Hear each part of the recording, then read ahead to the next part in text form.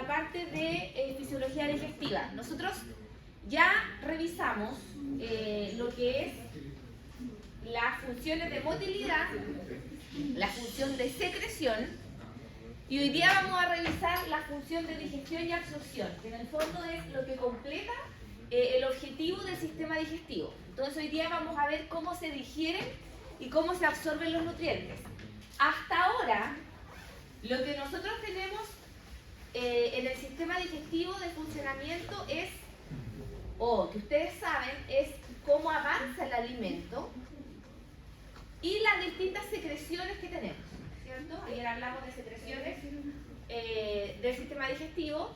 Por lo tanto, lo que tienen ustedes hasta ahora, visualmente, por así decirlo, en el proceso, es el alimento y las secreciones. Pero ahora vamos a ver cómo esas dos cosas se mezclan y permiten entonces que estos nutrientes se puedan absorber. Ya, como definición básica de digestión, chiquillos, la digestión, el proceso básico de la digestión es la hidrólisis. ¿Ya? Silencio, chiquillos, por favor. Y este proceso básico de la hidrólisis, en términos simples, es el rompimiento de un enlace con adición de una molécula de agua. Ya, los que llegan en silencio y sin hacer mucho... Traten de pasar viola. Ya, la hidrólisis entonces es el rompimiento del enlace con la adición de una molécula de agua.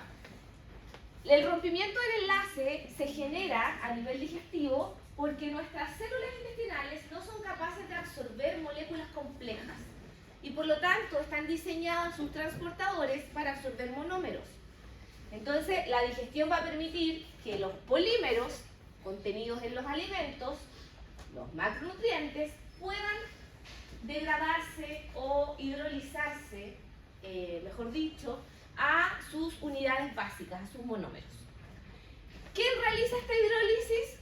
Lo catalizan las enzimas. Y por eso que son tan importantes las secreciones, porque las enzimas las secreciones nos van a otorgar las enzimas que van a permitir entonces digerir y hidrolizar estos nutrientes. Y el proceso es similar para todos los nutrientes. Lo único que cambia es que la enzima que actúa en los enlaces de las distintas moléculas es diferente. O sea, la enzima que actúa en los carbohidratos no es la misma que hidroliza las proteínas y los lípidos. Y así. Entonces lo que necesito es que ustedes ahora pongan atención y vean el detalle de cuáles son las enzimas y sobre qué moléculas van a hidrolizar. Y también cómo estas moléculas se van a absorber a través de mecanismos de transporte en la célula intestinal. Ya, una vez entonces que nosotros tenemos la molécula básica, hidrolizamos la molécula básica, esta molécula básica tiene que atravesar la célula intestinal y llegar al torrente sanguíneo. Y ahí estaría la tarea cumplida del sistema digestivo, porque recuerden que en la primera clase yo les conté que la tarea general del sistema digestivo es incorporar los nutrientes de los alimentos a la sangre. Por lo tanto, ya con esto nos damos por... nos conformamos con el trabajo digestivo. O sea, una vez que el sistema digestivo incorpora estas moléculas a la sangre, termina su labor. Si se fijan ustedes, estas moléculas pueden ingresar vía paracelular, pero lo más recurrente es que atraviesen la célula, y para atravesar la célula hay un mecanismo de transporte en esta zona y también en esta. Entonces la molécula va a tener que atravesar dos transportadores para poder llegar a la sangre. Si ustedes se concentran un poco en lo que yo les dije ahora, el proceso de absorción, que es netamente la entrada de la molécula a la sangre, entonces va a estar indirectamente determinado por la digestión y por el funcionamiento de los transportadores. Si hay alguna falla en la enzima, si hay alguna falla en el transportador celular, esta molécula no va a poder ingresar y por lo tanto va a seguir su trayecto y va a aparecer en las deposiciones. ¿Ya? Por eso que es tan importante muchas veces analizar clínicamente las deposiciones de las personas, porque todo lo que aparezca ahí, ¿cierto?, es señal de que el proceso digestivo está fallando o hay algo que no está ocurriendo correctamente para que estas moléculas se absorban. Ya, la absorción como tal es el proceso mediante el cual las moléculas entonces pasan desde el intestino hacia la sangre. Hay 3 sitios de absorción técnicamente a nivel digestivo: el estómago, el intestino delgado y el intestino grueso. En el estómago hay una absorción escasa, también ocurre absorción, pero lo único que se absorbe a nivel gástrico es el alcohol y los fármacos. Ahí no se absorbe ningún nutriente, ¿ya? Todos los nutrientes se absorben a nivel de intestino delgado. Ese es el sitio donde nosotros absorbemos todos los nutrientes. Y esa absorción de nutrientes ocurre debido a que en esa zona histológicamente existen estructuras que hacen que la superficie de contacto del intestino sea muy eficiente respecto a los alimentos.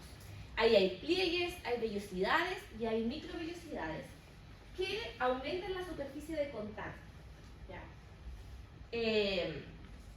Y esto hace entonces que nosotros tengamos una eficiencia de absorción altísima, sobre el 97% de todos los nutrientes. Y en el intestino grueso también hay absorción, chiquillos, pero solamente de agua y de electrolitos.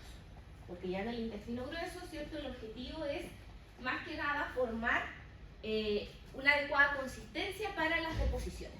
Entonces, si bien hay 3 sitios donde nosotros absorbemos, el principal a nivel nutricional es el intestino delgado. Y básicamente la primera porción, es decir, duodeno y yeyuno, más que nada yeyuno. Porque ya el ilion ya no tenemos capacidad de absorber.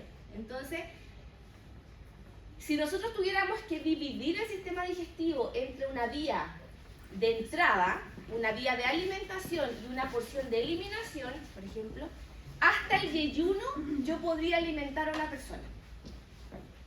Pero ya el ilion y el colon, ya no tiene sentido que esas vías yo las use como alimentación, pero sí que yo las use como eliminación.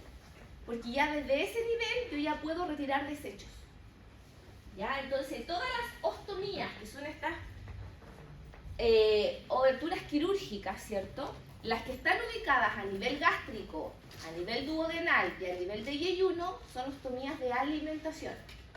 Y las que se ubican desde el ilion hacia abajo, ileostomía o colostomía, son de eliminación. ¿Ya? Y eso necesariamente es por el sitio funcional al cual alcanzan clínicamente. Ya, aquí tenemos el diseño entonces que vamos a proyectar en la clase de hoy. En el fondo tenemos el epitelio y el vaso sanguíneo que llega a cada vellosidad, que si nosotros hacemos un acercamiento o un zoom, ¿cierto?, tenemos esto, que las moléculas van a atravesar la célula y van a llegar a la sangre.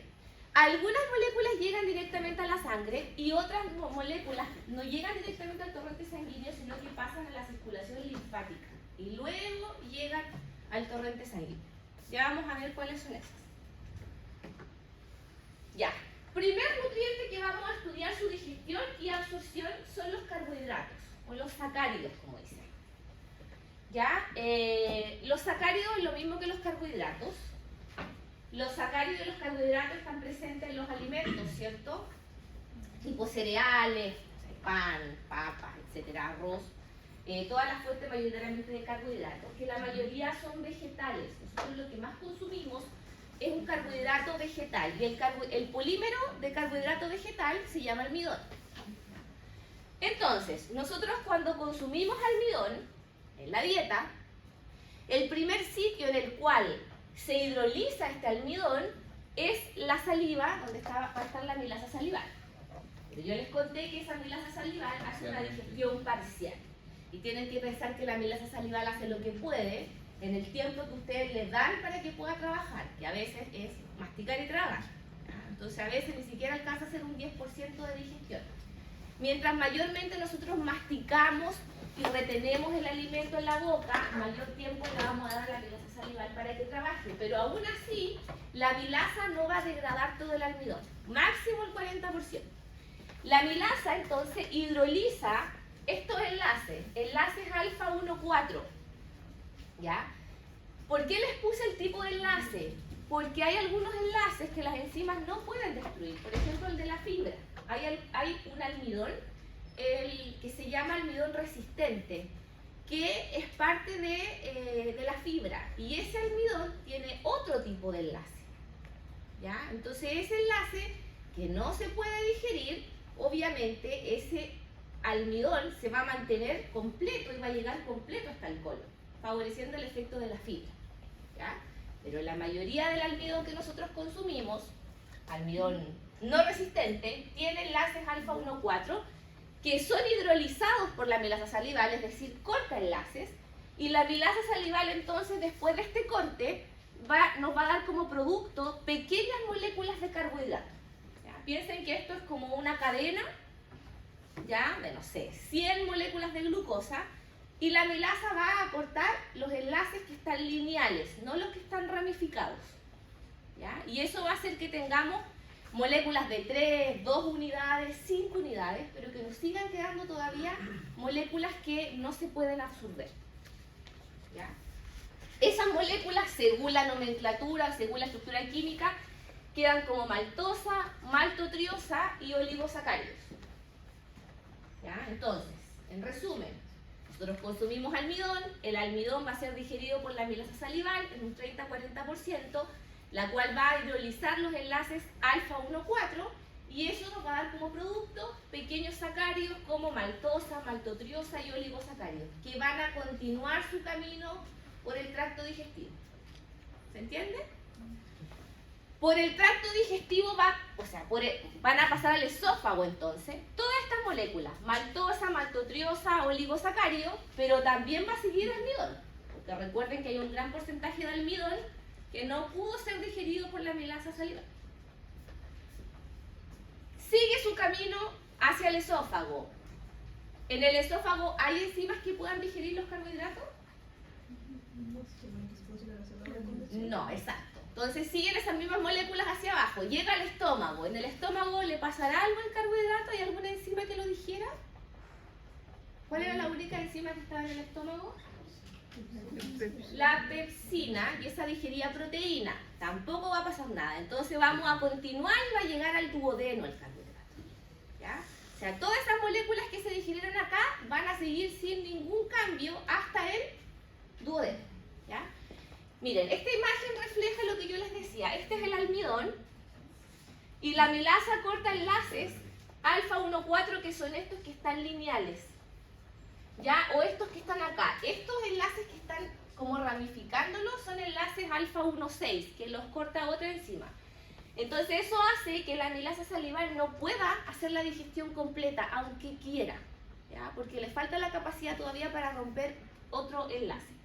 Entonces, al hacer cortes, voy obteniendo pequeñas moléculas de sacárido que van a continuar el camino. ¿Ya? Aquí tengo maltosa, que es un disacárido, maltriosa, que es un trisacárido, y pequeños oligosacáridos, que son moléculas de 3 o más sacáridos. Disculpe, me perdí. ¿Esto es lo que está pasando en la boca? Esto es lo que está pasando en la boca. Nosotros consumimos almidón, vuelvo a repetir. El almidón va a ser atacado por la milasa salival, un 30-40%, y al cortar este almidón, la milasa salival me va a dar como producto esas moléculas. Entonces va a continuar el camino. Esas moléculas que fueron digeridas por la milasa, pero además almidones que no fueron ni tocados por la milasa. Eso va a continuar por el esófago, el estómago, sin que le pase nada, y vamos a llegar al duodeno. En el duodeno se van a mezclar estas moléculas que llegaron con una segunda enzima, que es la milasa pancreática. En el jugo pancreático también había una milasa. Y esa milasa pancreática va a terminar de realizar la digestión del almidón, ¿ya? Que no se alcanzó a digerir en la boca. Esta sí completa la digestión del almidón. Esta ataca todo el almidón. Entonces, a nivel duodenal, la milasa pancreática va a degradar el almidón en maltosa, maltotriosa o dextrina, ¿ya? Y van a quedar entonces solo moléculas parcialmente digeridas.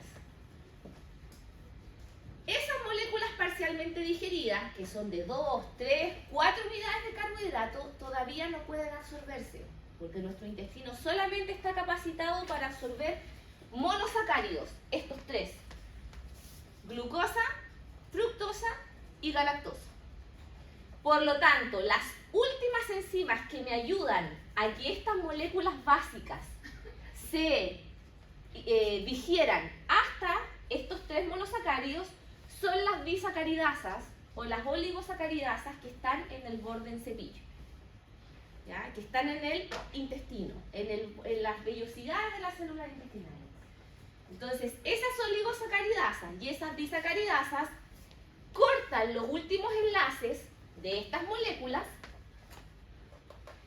y me dejan libre entonces solo los monosacáridos. Me dejan libres moléculas de glucosa, fructosa y galactosa. Y estas sí pueden entrar a la célula.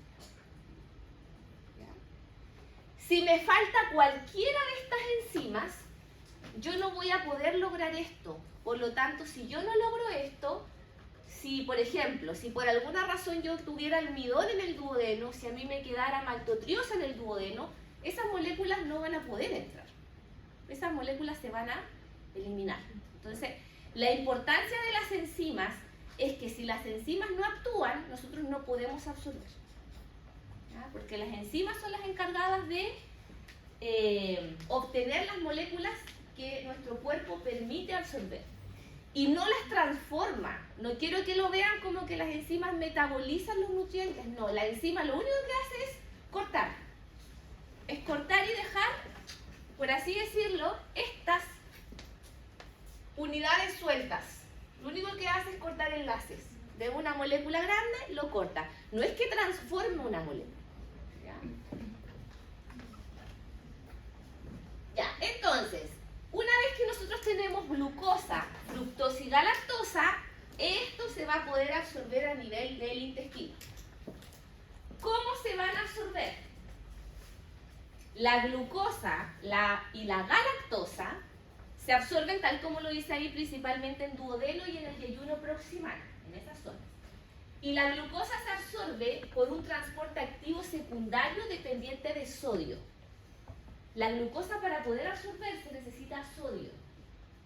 ¿Tendremos cantidad de sodio nosotros en los alimentos o en la dieta? Sí, cierto, o sea, no tendríamos problema de que no hubiera sodio para poder absorberlo. Nosotros consumimos generalmente sodio. Eso hace que seamos también muy eficientes en absorber glucosa.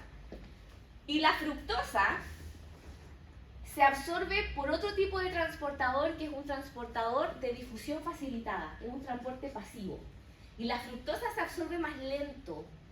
Por eso que el azúcar de las frutas en sí estimula de manera mucho más lento la liberación de la insulina, porque entra intestinalmente más lento que la glucosa pura, por así decirlo, ¿ya? Y por eso que se dice que obviamente el azúcar de las frutas es mucho más saludable que los azúcares procesados que son del tipo glucosa. ¿Ya? Ahora, por ejemplo, la glucosa se absorbe con sodio. Entonces, si yo quiero, por ejemplo, tomar una glucosa y que se absorba rápido, necesito acompañarla siempre de sodio. Por eso que estas bebidas, cierto tipo Gatorade, vienen con glucosa y electrolitos, vienen con glucosa y sodio, porque están diseñadas netamente para que a nivel intestinal se absorban rápido.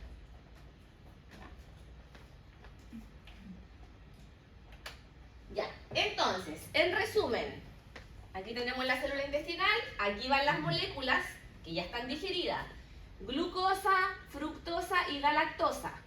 La glucosa va a ingresar por un transporte activo secundario dependiente de sodio, igual que la galactosa. Van a entrar a la célula intestinal y la fructosa va a entrar por un GLUT5, que es un transportador de difusión facilitada. Van a ingresar. Pero después ambos, la glucosa, la fructosa y la galactosa, van a atravesar la membrana basal de la célula de la sangre a través de difusión facilitada por un GLUT2. ¿Ya?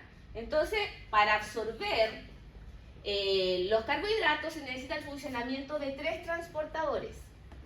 ¿Ya? El SGLT1, que es un cotransportador de sodio-glucosa, transporte activo secundario, un GLUT5, que es difusión facilitada para la fructosa, y un GLUT2, que es difusión facilitada también para los tres, la glucosa, la fructosa y la galactosa.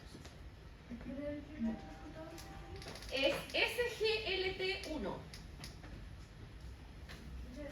¿Ya? Recuerden que este transportador activo secundario es un transportador indirectamente activo que funciona por el gradiente que crea la bomba de sodio-potasio. La bomba de sodio-potasio es la que me mantiene el gradiente de sodio, ¿ya? Importantísimo para que este transportador funcione.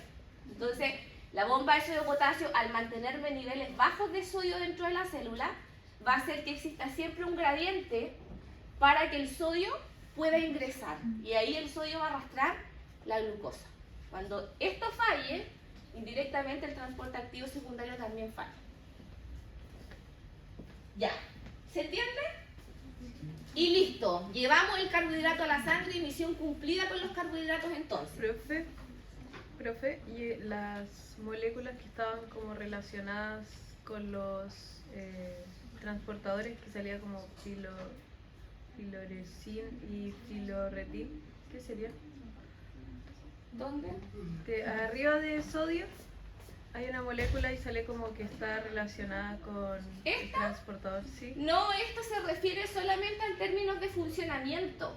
De funcionamiento que en el fondo este va a funcionar, por así decirlo, con el gradiente de concentración que en el fondo va a ser creado por este transporte activo y este por difusión facilitada.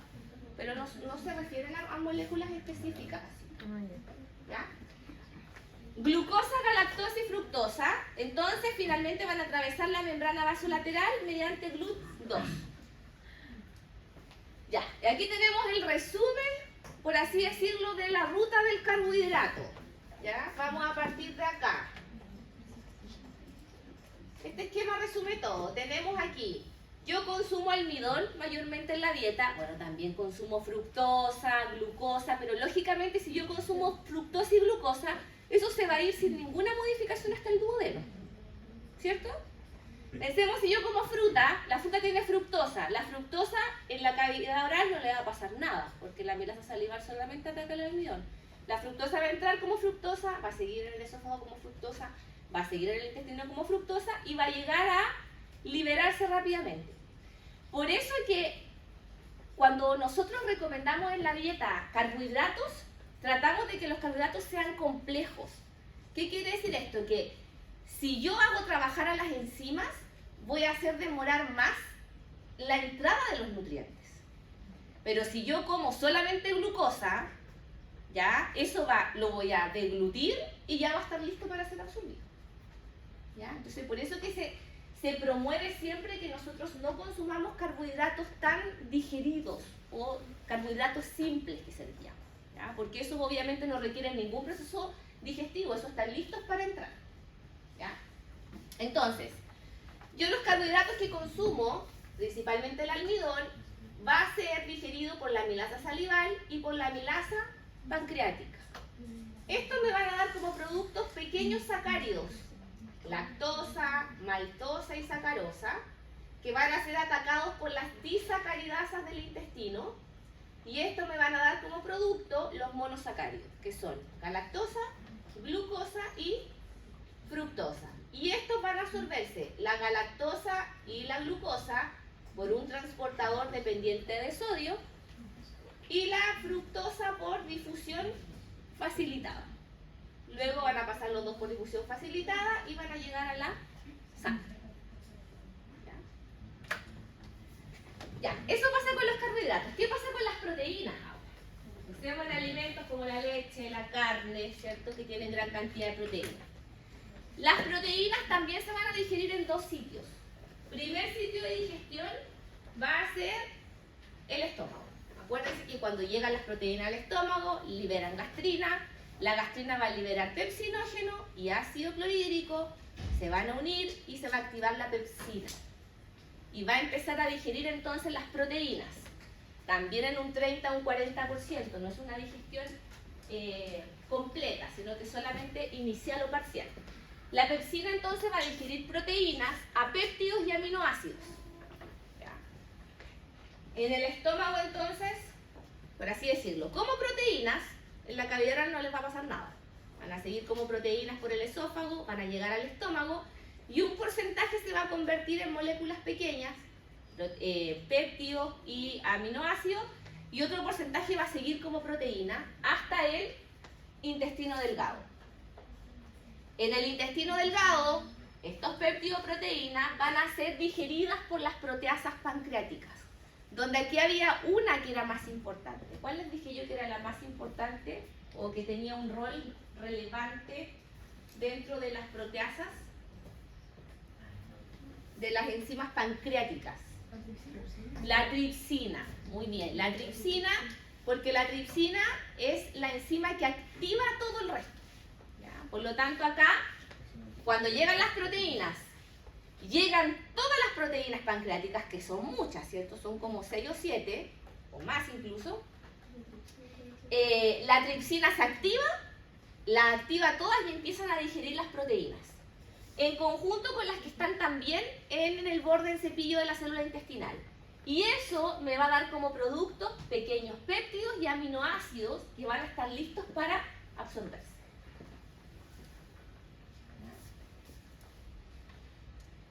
¿Ya? Aquí tengo de nuevo el esquema que les mostré ayer, que es de la activación de la tripsina. El jugo pancreático, al llegar al intestino, al duodeno, el tripsinógeno, que es la tripsina inactiva, se va a poner en contacto con una enteroquinasa que la va a fosforilar y estructuralmente eso la va a activar a tripsina. Cuando se activa tripsina, activa todo el resto de las enzimas y comienza la digestión.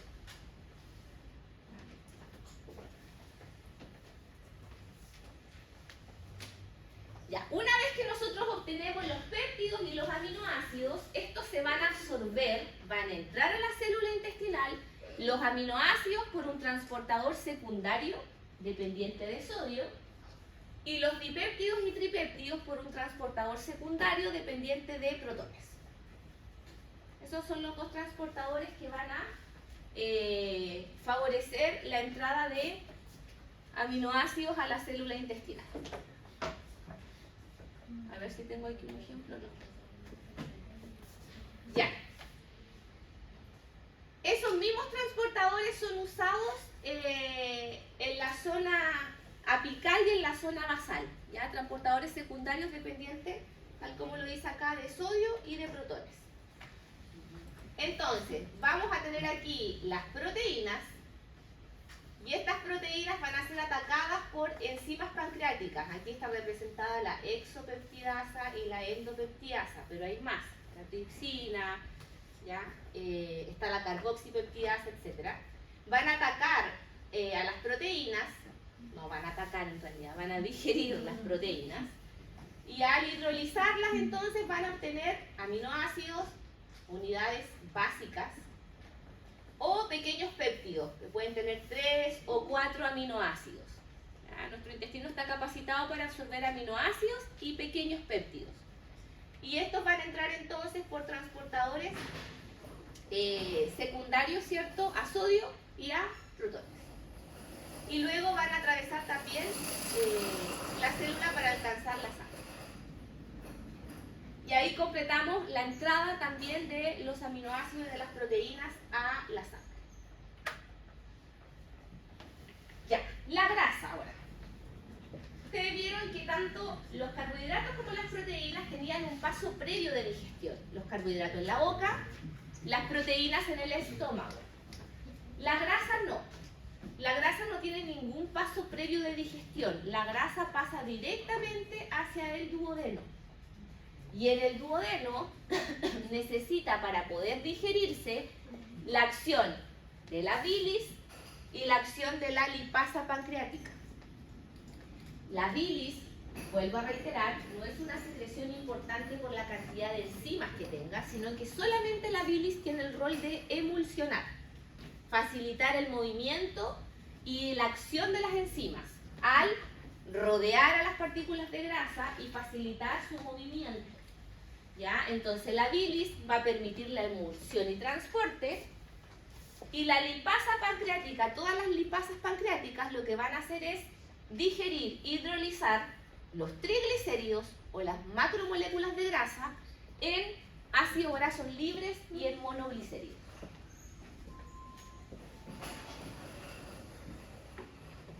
El hecho de que se necesite bilis y lipasas pancreáticas y que sea solamente el único lugar donde las grasas se digieran hace que las enfermedades que afectan al hígado y al páncreas tengan o sea, muy determinantes en la nutrición de las grasas.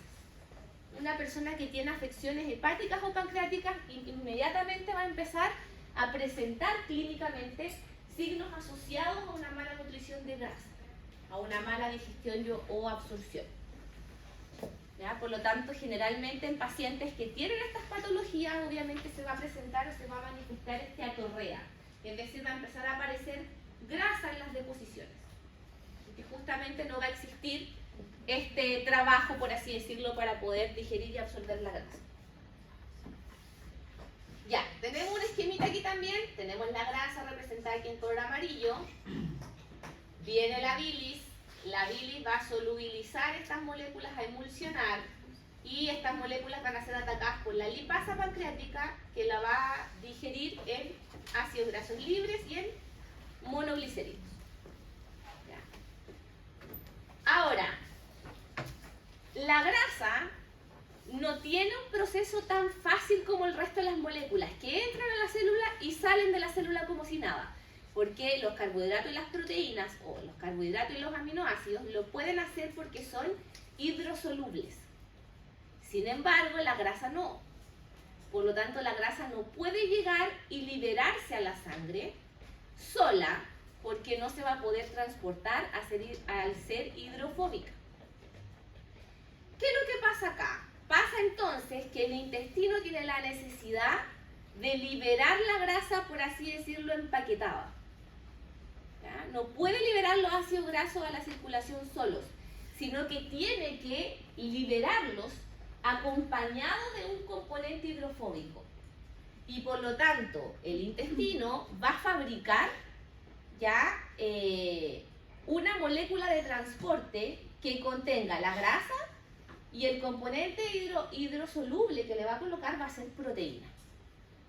¿Ya? Entonces la grasa siempre va a salir desde el intestino acompañada por una porción de proteína. Esa porción se denomina apoproteína, y en conjunto con la cantidad de grasa ya se denomina técnicamente lipoproteína, que es la manera en la cual se transportan nuestras grasas en la sangre.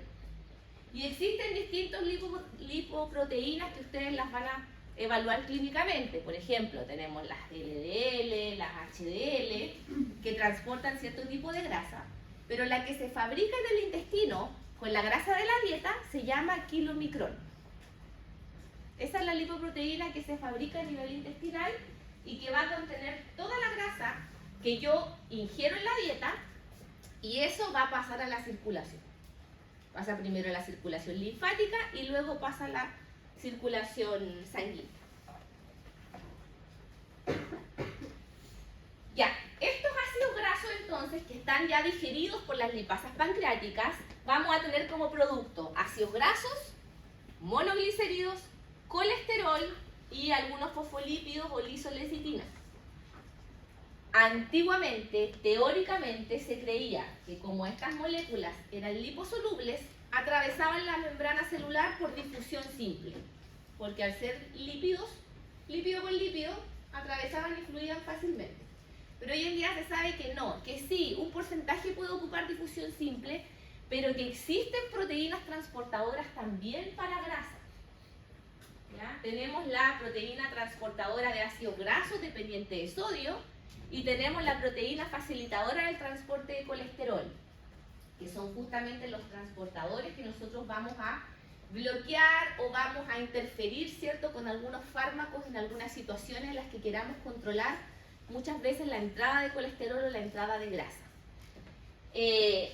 Hay muchos fármacos que se consumían antes no sé si se consumirán todavía, pero ahora es como mucho más común que para bajar de peso ocupen más los fármacos que actúen a nivel del sistema nervioso central, a nivel del apetito, más que los que actúen a nivel digestivo.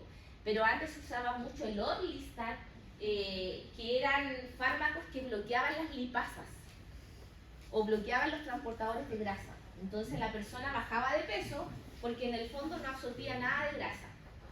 ¿Cuál era el problema de eso? ¿O por qué las personas dejaban de consumir ese fármaco? Es porque el hecho de que la grasa no ingrese y se quede en el torrente digestivo genera incontinencia. O sea, la persona no puede aguantar la defecación, así de simple. Por lo tanto, comían un poquito de grasa y literalmente se la hacían donde estaban. ¿Ya? Entonces, la mayoría de los que trataban a esos pacientes decían que era un medicamento súper efectivo porque la gente no comía por miedo. ¿Ya? No comía nada. ¿Ya? Pero efectivamente esos fármacos, la idea de hacerlos es justamente para que se hagan con una dieta baja en grasa y de esa manera no da ese efecto adverso. Pero ustedes saben que la gente se automedica, ¿ya? O se conseguían el fármaco porque pensaban que era milagroso y claro, lo comían y después comían cualquier cosa, y cualquier cosa que tuviera grasa les generaba ese efecto. ¿Ya? Entonces como que la gente dejó de consumir esos fármacos que son más a nivel digestivo. Pero sí, en España, por ejemplo, se usaba mucho como terapia el Orlistat, pero como terapia de ayuda. Entonces, junto con las dietas, se les daba este fármaco porque de verdad que bajaba la absorción. Ahora, cumpliendo una cantidad de grasa a consumir no les pasaba nada, pero bastaba que se pasaran un poquito y se generaba esta incontinencia, por así decirlo. Y de hecho la gente manifestaba que en el fondo las deposiciones, o aunque no tuvieran deposiciones, como que sentían que eliminaban a nivel digestivo aceite, siempre. Porque claramente se bloqueaba, por así decirlo, la digestión o la absorción. Entonces comían grasa y la grasa prácticamente salía tal como había entrado. No sufría ningún proceso digestivo. Pero hay fármacos que inactivan estos transportadores, inactivan las lipasas, lo que podría favorecer en disminuir o en favorecer el control de la obesidad. Y también hay otros fármacos que bloquean, obviamente, o que no te bloquean, sino que como que falsean el colesterol, ¿ya? Que son, por ejemplo, que se ubican en estos transportadores de colesterol como falseándose en el colesterol, entonces eso hace que el fármaco se quede en el transportador y el colesterol real no se absorba y pase de largo. ¿Ya? Esos fármacos obviamente van a ayudar a las personas con dislipidemias. Ya, ahí tenemos el ejemplo de cómo la bilis emulsiona las grasas y favorece la acción de la lipasa. Aquí tenemos la emulsión de grasa, favorece la acción de la lipasa y van a entrar, fíjense que es una imagen como bien antigua porque dice que entran por difusión, como se decía antes, por difusión simple, pero existen proteínas transportadoras de grasa. Ahora, una vez que la grasa entró en la célula intestinal, como yo les decía, el enterocito, la célula intestinal, va a empaquetar esta grasa, uniéndola a una apoproteína y formando lo que yo les decía que son las lipoproteínas, que en este caso son los kilomicrones. Forma los kilomicrones, que es lo que está aquí, y este kilomicrón sale de la célula intestinal por exocitosis, porque es una molécula grande. Por lo tanto, no sale por un transportador como vimos el resto, sino que entra la grasa por la proteína facilitadora, pero sale envuelta en el kilomicrón por exocitosis.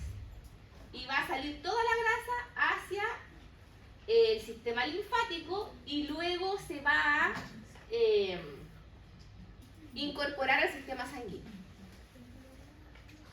No ingresa directamente al torrente sanguíneo por la carga, ¿ya?, de sustrato que pudiera generar esto. Por eso pasa primero a la linfa. Aquí más de lo mismo. Consumimos triglicéridos, que son las macromoléculas, la bilis y la lipasa lo digieren a ácidos grasos y monoglicéridos. Estos entran por proteína de transporte, se empaquetan unido a una proteína como kilomicrón y el kilomicrón sale como exocitosis a el vaso linfático. Y ahí absorberíamos lo que es grasa. Ya. Eso sería en relación a los macro. Ya vimos cómo se absorben los carbohidratos, cómo se absorben las proteínas, cómo se absorbe la grasa. A modo de cultura general, por así decirlo, vamos a ver otros nutrientes que también se absorben a ese nivel, como por ejemplo el agua. ¿Por qué es importante recordarles la cantidad de agua que absorbemos? Porque tal como lo hemos revisado en clases anteriores, el componente principal de las secreciones son agua y electrolitos. Y esa agua y electrolitos se saca transitoriamente de la circulación mientras se está sufriendo el proceso digestivo y luego se reabsorbe en la misma zona.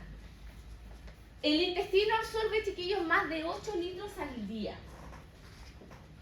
Eso hace que cuando existan cuadros de pérdidas digestivas importantes, exista un riesgo de deshidratación muy grande, porque obviamente esa cantidad de agua no se va a reponer a la sangre. ¿Ya? Entonces, uno de los riesgos clínicos de no tener un buen funcionamiento digestivo es la deshidratación. ¿Ya? La absorción de agua ocurre a nivel digestivo solamente por cambios de gradiente. ¿Ya? El hecho de que la comida tenga solutos hace, ¿cierto?, que una vez que se digieran estas moléculas o que se absorba, exista una dilución suficiente para generar el gradiente para que se reabsorba el agua. Pero obviamente si hay un trastorno digestivo de base, un aumento de la motilidad, no va a existir el tiempo ni para digerir ni para absorber agua, y eso va a aparecer obviamente en las deposiciones, como cuando ocurren cuadros diarreicos. Ya, sodio absorbemos permanentemente también. Somos unas máquinas de absorber sodio. Ustedes ven que todos los transportadores usan sodio, por lo tanto mientras más sodio ustedes coman, más sodio van a absorber. ¿Ya? Y no solamente hablo del sodio externo, sino que también nuestros alimentos tienen mucho sodio. ¿Ya? Y es por eso que también se tiene que dar la recomendación de no ingerir mucho sodio, porque la capacidad que tenemos nosotros para absorber sodio es altísima.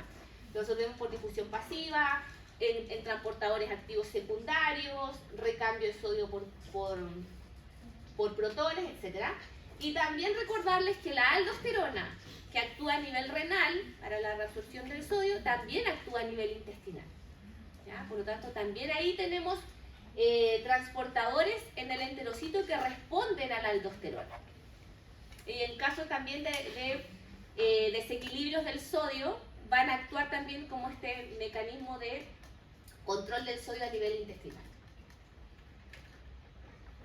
Potasio y cloro también se absorben a nivel del intestino por difusión pasiva, donde mayormente se absorbe a nivel de ilion y colon el cloro. ¿Ya? Pero también tenemos mecanismos que recuperan. ¿Por qué les menciono esto? Por lo que les comentaba ayer. Ustedes tienen que ver que todo esto se absorbe a nivel digestivo, por lo tanto, si yo tengo pérdidas digestivas, no tan solo voy a perder agua, sino que también voy a perder sodio, voy a perder potasio, voy a perder cloro. ¿Ya? Bicarbonato también. También existe mucho bicarbonato, porque recuerden que el pH que se mantiene en la mayoría del sistema digestivo, excepto en el estómago, es un pH básico. Por lo tanto, el bicarbonato también se libera en las secreciones y también se absorbe a nivel digestivo. También si tenemos pérdidas digestivas vamos a perder mucho bicarbonato. ¿Ya? El calcio también es un mineral importante de rescatar, pero más que nada porque en el intestino el calcio va a estar regulado por la acción endocrina de la vitamina D. La vitamina D, cuando nosotros tengamos bajos niveles de calcio, va a activar la absorción de calcio. ¿Ah? Por eso es que no sacamos nada con consumir calcio si no tenemos una buena nutrición de vitamina D, y por eso es que los últimos suplementos vienen en combinaciones. Viene en combinación vitamina D con calcio, porque los canales de calcio responden a los niveles de vitamina D. Ya, no vamos a mostrar eso. Y el hierro, ¿por qué les menciono el hierro como tal? Porque el hierro, también existen transportadores de hierro, pero nosotros en la dieta consumimos dos tipos de hierro, chiquillos. Un hierro que está en la carne, que se denomina hierro M, porque es parte de la porción hemínica de la hemoglobina. Y otro hierro que se llama no M, que es el hierro vegetal, o el hierro que está en los alimentos de origen animal que no son carne, por ejemplo la leche, el huevo. Ese hierro es el hierro que está en partes biológicas como los citocromos, etc. ¿Ya? ¿Cuál es la diferencia? En que el hierro en el intestino se absorbe solamente en estado ferroso. Si ustedes se acuerdan de química, en algún momento nos enseñaron las valencias, ¿cierto? Y habían algunos que tenían valencia 1, valencia 2, 3, etc. Y era ion férrico o ferroso. En este caso, el hierro se absorbe en estado ferroso. ¿Ya? El hierro que está en la carne, que es hierro M, se encuentra en estado ferroso. Por lo tanto, el hierro de la carne yo lo como y lo absorbo. Pero el hierro vegetal se encuentra en estado férrico, de +3. Y yo tengo que oxidarlo para que se cambie a estado ferroso y pueda absorberlo. ¿Ya? Por lo tanto, la única manera de yo poder absorber el hierro vegetal es, insisto, haciéndolo, o sea, oxidándolo para que se convierta a +2. Y esto se puede hacer a través de la interacción del hierro con vitamina C. La vitamina C es un factor oxidativo para transformar el hierro de +3 a +2. Entonces, el hierro vegetal, para que pueda usar el transporte del intestino, yo tengo que mezclarlo con vitamina C. ¿Ya? Y es por eso que dietéticamente existe una recomendación que si ustedes van a comer alimentos altos en hierro, por ejemplo, lentejas, tiene que ser acompañada de algún cítrico. ¿Ya? Porque si no, no se absorbe. El que se absorbe directamente a nivel intestinal, como les digo, es el hierro M. Ahora, la eficiencia de estos transportadores es muy baja. Es muy baja. Entonces, si nosotros queremos mejorar clínicamente a una persona con déficit de hierro, solo con dieta no resulta para nada. Porque la biodisponibilidad, el margen que nosotros tenemos para absorber el hierro, el mejor hierro se absorbe en un 23%, el de la dieta. Y el vegetal, en el mejor de los casos, se absorbe en un 8%. ¿Ah? Por lo tanto, sí o sí, pacientes que clínicamente tienen desnutrición del hierro, tienen que usar FAP.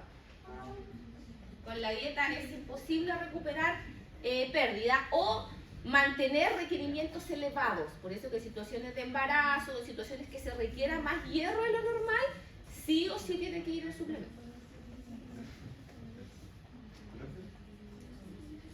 Tengo dos consultas. Una es con respecto a lo de la aldosterona en el intestino.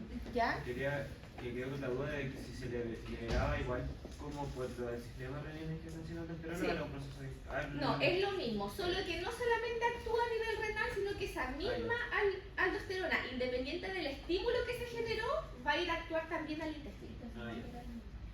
Y Exacto. lo otro era con respecto a que había vi en un video que salía que la absorción del hierro se veía como afectada por consumir como té. Ya. ¿Eso cómo afecta? Lo que pasa es que el té o el café, o por ejemplo la fibra, tienen otros componentes que son los oxalatos o los fitatos, que son componentes alimentarios que no son declarados nutrientes, pero que interfieren en los transportadores. Son moléculas o que arrastran, porque, a ver, son moléculas, por así decirlo, que tienen carga iónica. Entonces, todos los iones, por así decirlo, se unen a esa molécula y son arrastradas hacia las deposiciones en vez de unirse a los transportadores. ¿Ya? Entonces pueden o bloquear los transportadores o por carga iónica atraer a los iones e impedir que ingresen. ¿Ya? Entonces existen muchos componentes alimentarios que tienen oxalatos y fitatos. Normalmente una persona sana con requerimientos normales no le afecta ingerir eso, Pero a los que les afecta ingerir eso son a las personas que ya tienen deficiencia. Porque en el fondo, si tú ya tienes déficit de hierro, tienes que tratar de que lo mínimo de hierro que tú consumas se absorba todo. Entonces, generalmente, por eso a las personas que tienen anemia o a las embarazadas, que son las que tienen aumento de los requerimientos o aumento de las pérdidas, les recomiendan que no consuman estas mezclas. Por ejemplo, el té después de las comidas, etc. ¿Ya? Ahora, uno si quisiera aprovechar bien sus nutrientes tampoco lo debería hacer. Pero insisto, como uno está normal, no te va a afectar tanto. Pero sí ocurre. Ya, aquí está entonces lo que yo les comentaba, que este hierro, para absorberse el receptor, solamente reconoce el ion ferroso. Y el ion férrico entonces debería oxidarse hacia ferroso por un agente oxidativo que en este caso va a ser la vitamina C. Este es el hierro vegetal. Y el hierro de la carne está listo para absorberse. Por eso que el mejor hierro, por así decirlo, es el de las carnes rojas. No el de las fuentes animales, el de las carnes rojas. El huevo, la leche, sigue teniendo este hierro.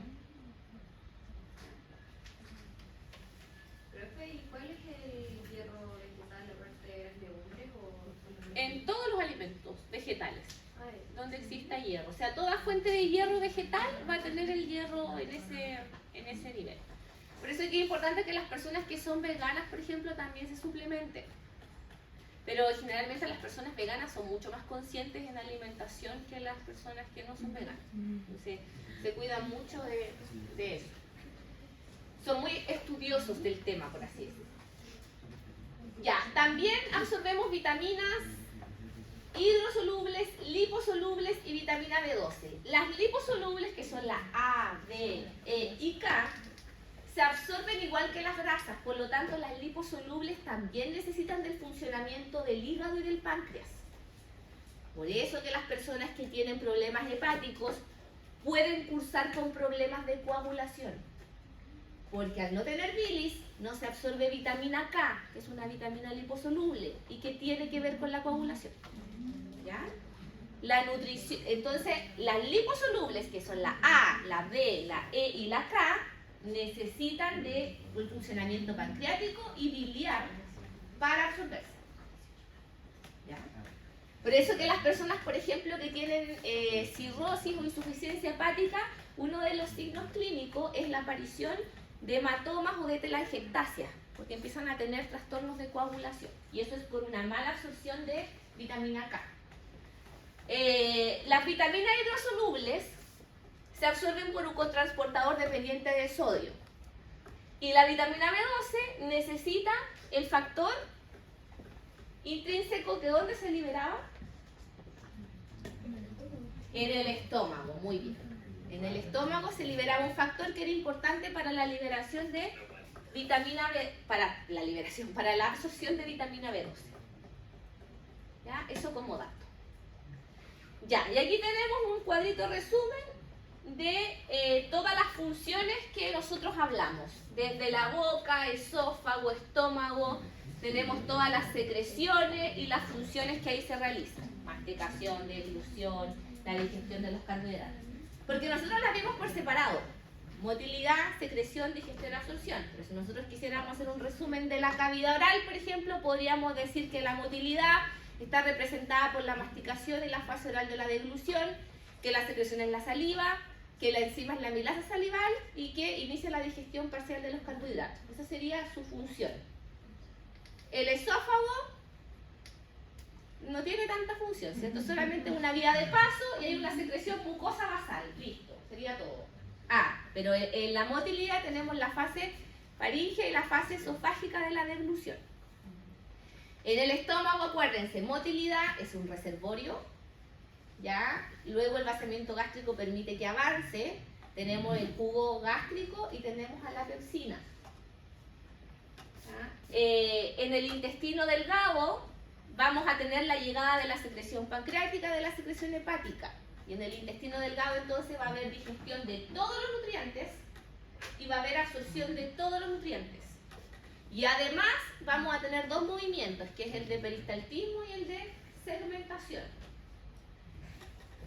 Y luego en el intestino grueso, ¿cierto? Hay un mucus, hay absorción de agua, de electrolitos, y ahí está la formación de las heces. Y también teníamos movimientos que eran los movimientos en masa, que son determinantes para la defecación. Eso sería como el resumen de todo.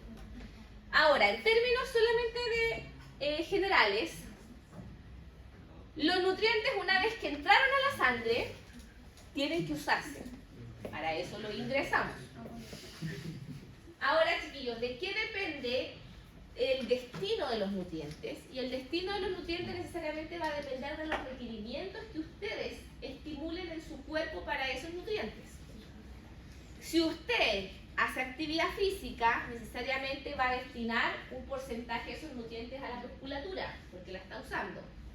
Pero si usted no hace actividad física, va a destinar la mayoría de sus nutrientes a su funcionamiento básico y al almacenamiento. En términos muy generales, porque no lo voy a explicar de metabolismo, porque no es la idea. Nosotros vamos a tener tres destinos. Un gasto basal, un gasto por actividad física y un ahorro. ¿Ya? Ese es el destino de lo que yo como. El gasto basal se refiere a todo el ATP que mi cuerpo ocupa para vivir. El ATP de las bombas de sodio-potasio, de las bombas de contracción, del impulso nervioso. Todo eso que están usando ustedes ahora incluso para escucharme, ¿cierto? Para pensar, están ahí, están en un gasto basal, ATP. Luego tenemos un gasto por actividad física. Eso quiere decir si ustedes se mueven o hacen una actividad extra a vivir. ¿Ya? Caminan, levantan los brazos, van al gimnasio. No solamente ir al gimnasio, ojo, sino moverse. Eso quiere decir subir escaleras, moverse, ¿ya? Por ejemplo, el que estuvo aquí sentado todo el rato usó solo su gasto basal, pero el que fue al baño y volvió usó algo de actividad física. ¿Se entiende? Ya. Esto es más o menos estándar, ¿ya? Por ejemplo, aquí tengo un gasto de 1200 calorías. Estoy dando un valor, esto es muy distinto para todos ustedes. Algunos pueden ser, claro, todos van a notar lo que tienen que comer. No, esto no es una consulta nutricional, no. Y por lo demás, jamás les daría ese dato. Ya, 1200 calorías supongamos solo para sobrevivir. Y supongamos que yo tengo un gasto extra de actividad física, entre lo que me muevo en el día, de 500 calorías. ¿Ya? Entonces, yo lo que debería comer al día, por así decirlo, me debería suplir esto, si es que yo no quiero ahorrar. Si yo como 1700 calorías, es muy probable que yo me mantenga como estoy, porque le estoy dando a mi cuerpo lo que gasta. Pero resulta que si yo como 2500 calorías, voy a utilizar lo que necesito y todo lo que sobra se va a ir a ahorro. Y ese ahorro se llama tejido adiposo. Y eso va a ir variando día a día. ¿Ya? Por lo tanto, si yo mantengo este gasto constante, yo voy a ir, si yo como lo que tengo que consumir, no va a haber variaciones. Pero si yo consumo más de lo normal, siempre voy a almacenarlo como grasa. ¿Ya? Y eso es lo que ocurre acá. Si ustedes se fijan, los nutrientes van a ir a la sangre, van a oxidarse en este ciclo de Krebs, que el ciclo de Krebs, por más que lo meten a ustedes con todas las enzimas, el único rol que tiene es transformar los nutrientes en ATP y ese ATP lo deriva a las diferentes funciones corporales. ¿Ya? Y ese ATP nosotros lo medimos en calorías. En el fondo, las calorías que yo consumo es la capacidad que tiene mi alimento para transformarse en ATP y poder cubrir las necesidades energéticas. ¿Ya? Si yo tengo, fíjense así, si yo como más de lo que necesito, voy a guardar ahorro y grasa. Si yo quiero ocupar los ahorros, ¿qué tengo que hacer? Aumentar el consumo de comer menos de lo que necesito, entonces ahí voy a sacar calorías de acá. Por ejemplo, si a mí se me ocurre comer 1000 calorías, van a haber 700 calorías que yo no voy a estar ingiriendo, por lo tanto las saco del ahorro. ¿Ya? Y es por eso que se dice que si uno quiere perder grasa, tiene que hacer déficit calórico, tiene que comer menos de lo que gasta. ¿Ya? Ahora, ese mecanismo, voy a llegar acá, ¿ya? Este mecanismo de equilibrio básicamente está diseñado, chiquillos, para que nosotros mantengamos fisiológicamente controlados un circuito que tenemos a nivel central, que es el circuito del hambre y de la saciedad. Nosotros a nivel del hipotálamo tenemos un circuito... ¿Qué pasó? Eso fue la prayer, ¿y por qué no me dijeron para yo haberle explicado? ¿Ya? El circuito del apetito y la saciedad, ¿le preguntaron de eso? Ya, entonces no le explico.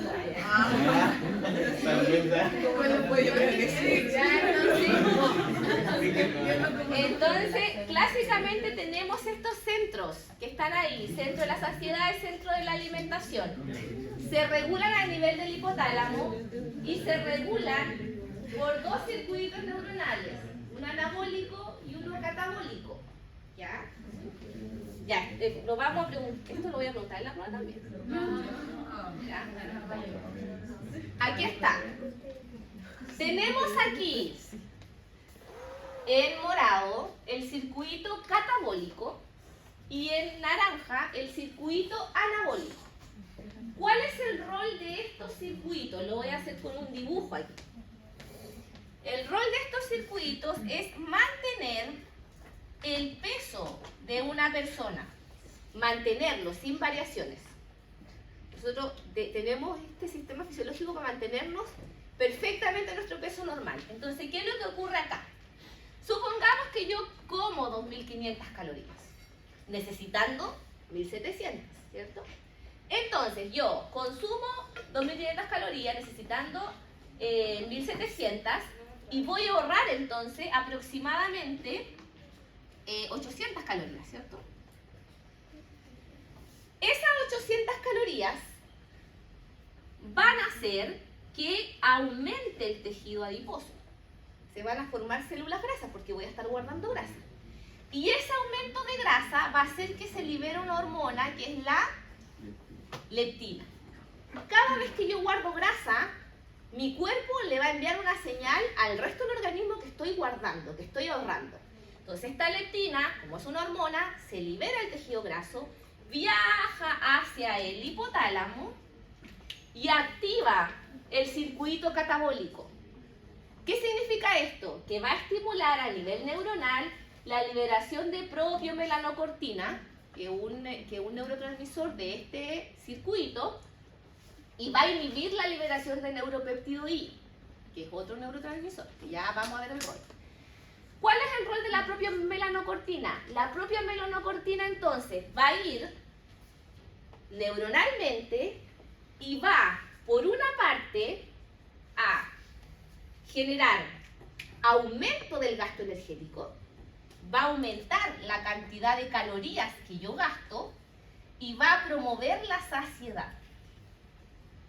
Lo que es lógico, si yo estoy guardando grasa, mi cuerpo dice, oye, esta persona está ahorrando, por lo tanto, que deje de guardar, porque eso es un peligro acumular grasa, pero además vamos a hacer que gaste más hoy día, para que lo que guardó lo podamos usar.